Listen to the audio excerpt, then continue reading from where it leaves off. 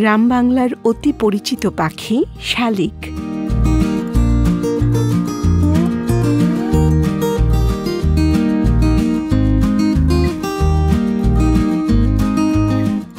শীতের শুরুতে চাষের জমিগুলোতে কেঁচো বের করে খাওয়া দলবদ্ধ শালিকের লড়াইয়ের দৃশ্য প্রায়ই দেখা যায়।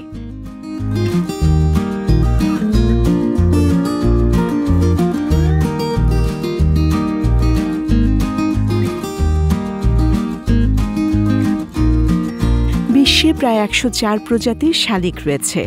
এর মধ্যে ১৮ প্রজাতি দক্ষিণ পূর্ব এশীয়।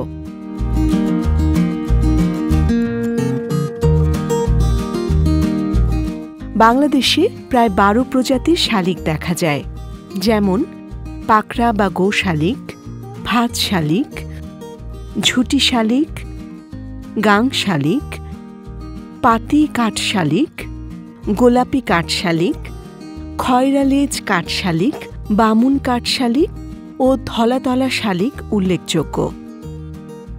বাংলাদেশে দেখা মেলে যেসব শালিকের, তার মধ্যে অন্যতম হল পাকড়া বা গো শালিক।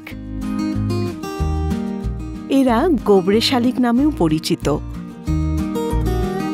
কৃষকের মাঠগুলোতে এদের নিত্য দলবদ্ধ আনাগোনা, কারণ গবাদি পশুর মল ঘেঁটে পোকামাকড় ধরে খেতেই এরা বেশি ভালোবাসে।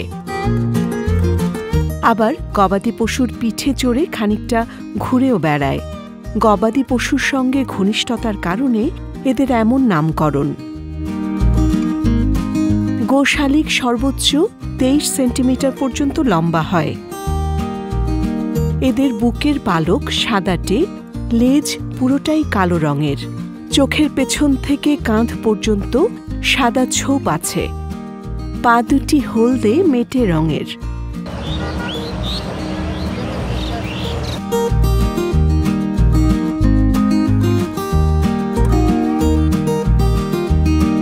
গো শালিকের প্রজননকাল সাধারণত মার্চ থেকে সেপ্টেম্বর মাস পর্যন্ত।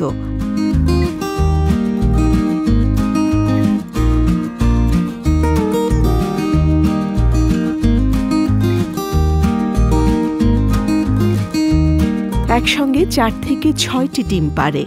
ডিমের রং নীল চকচকে।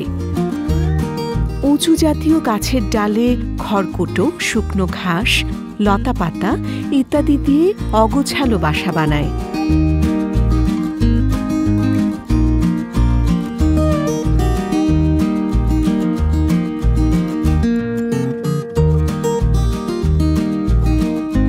গো শালিকের স্ত্রী ও পুরুষে তেমন কোনো ভিন্নতা নেই। গায়ক পাখি হিসেবেও শালিকের সুনাম রয়েছে।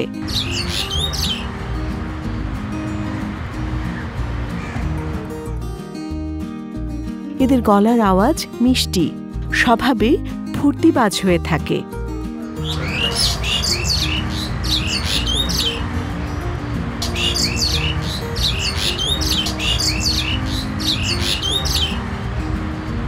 শুধু গায়কীপনাতেই দক্ষ নয়, এরা ফলমূল, কীটপতঙ্গ, আবর্জনা খেয়ে প্রতিবেশ ব্যবস্থায়ও গুরুত্বপূর্ণ অবদান রাখে।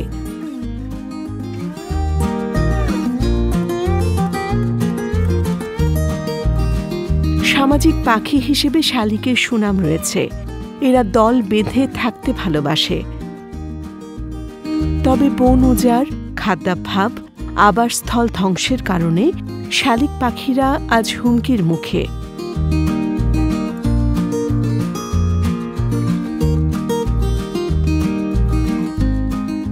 পতঙ্গ নিধনে কৃষকের মাঠে অতিরিক্ত কীটনাশক প্রয়োগের কারণে খাদ্য সংকট তৈরি হচ্ছে।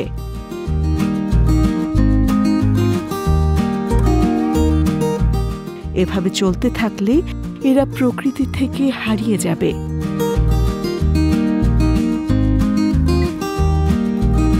খাদ্য ও আবাসস্থলের নিশ্চয়তাই ফিরিয়ে দিতে পারে শালিক পাখিদের নিরাপদ জীবন।